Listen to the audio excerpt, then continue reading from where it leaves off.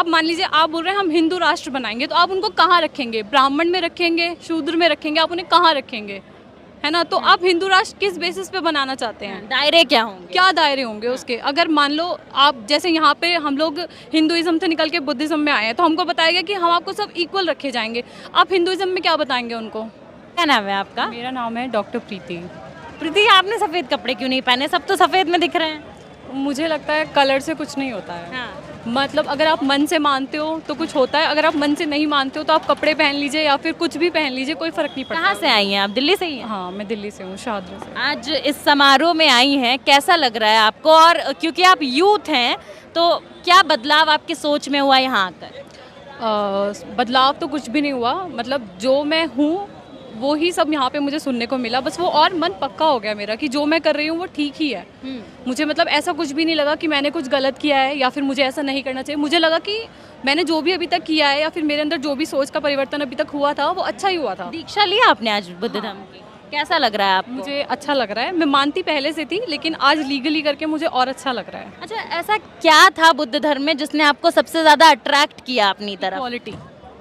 Equality. हाँ। क्योंकि मुझे लगता है कि अगर एक ह्यूमन बीइंग में, मैं डॉक्टर हूँ, मैंने पढ़ा है, सारी ह्यूमन बॉडी सेम होती हैं। अच्छा, आप डॉक्टर हैं? जी। तो सब कुछ सेम होता है। तो अगर मतलब आप किस चीज़ से उन्हें डिफरेंशिएट कर रहे हैं कि ये ब्राह्मण है या फिर ये शूद्र है, तो आप किस बेसिस पे उन्हें ना डिफरेंशिएट कर रहे हैं, तो ये तो बिल्कुल गलत है।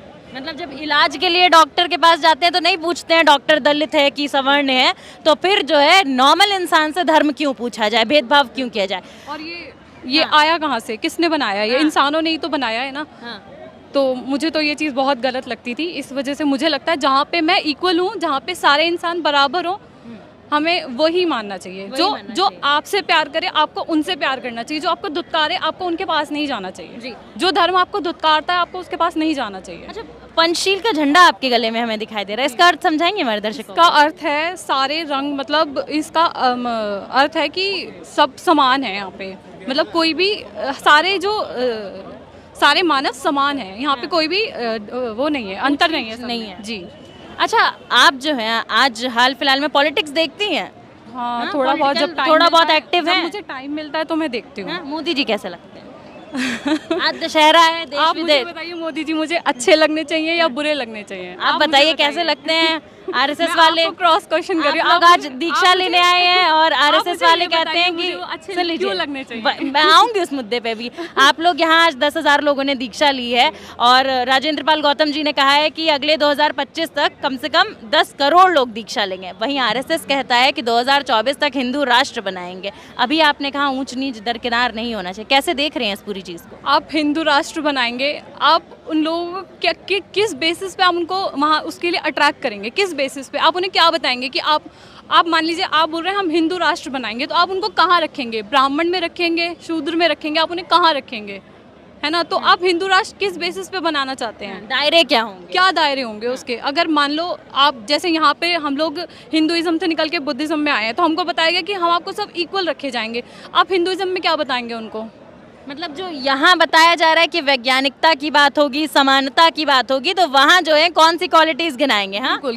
क्या किस बेसिस पे? दूसरे सवाल से आप भटक गई। मोदी जी कैसे लगते हैं? मुझे मोदी जी नहीं पसंद है। क्यों नहीं पसंद? देश के प्रधानमंत्री मुझे मोदी जी क्यों पसंद हो? आप मुझे ये बताइए ना। यही तो पूछ रहे हैं, क्यों नहीं पसंद है? क्योंकि मुझे तो कभी ये नहीं लगता कि मोदी जी ने कभी हमसे बात की हो। युवा के तौर पे कहते हैं युवा बहुत पसंद कर रहा है उन्हें। नहीं, मुझे नहीं। और मोदी जी जहाँ भी जाते हैं कहते हैं कि भैया हम बुद्ध के देश से आए हैं, हर स्पीच में कहते हैं। वो बाहर कहते हैं ना, यहाँ पे तो वो राम के नाम पे वोट मांगते हैं ना, वो तो वो बाहर कहते हैं। बुराई, एक तरफ बुद्ध को मान रहे हैं, एक तरफ राम को, देखे सार्वजनिक तौर पे सबको मान रहे हैं। ये तो हाँ दोगलापन हुआ ना। ये तो आप किसी दो नौका में सवार हो के आप कहीं नहीं पहुंच सकते ना, उसमें तो आप गिर जाएंगे।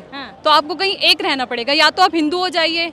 आप भारत में तो आप हिंदू हैं, आप राम राज्य बनाएंगे, लेकिन बाहर जाओ के आप बौद्ध के देश से आए हैं। हिंदू में दलित आता है क्या? उनके हिंदू में दलित है?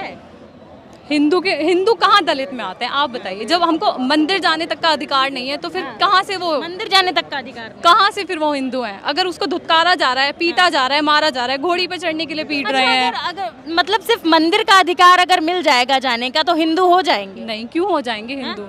तो फिर मंदिर जाने का अधिकार क्यों हिंदू बन चाहिए? के कुछ मिला नहीं, वही मुझे पूछ तो रहे कुछ ना। नहीं मिला हिंदू बन फिर के। मैम वही पूछ रहे हैं कि फिर मंदिर जाने का अधिकार ही क्यों चाहिए, और कोई अधिकार मायने नहीं रखते आपका हिंदू बनने हाँ, के मुझे लिए? तुच्छ समझा जा रहा है, मुझे सिर्फ जाति के बेसिस पे मुझसे ये बोला जा रहा है कि तुम नीच हो और हम तुमसे ऊंच हैं। जो लोग ये मानते हैं कि मैं ब्राह्मण हूँ तो मैं सुपीरियर हूँ तुमसे, वो कैसे अच्छे हो सकता है? मतलब वो अच्छा हो भी कैसे सकता है?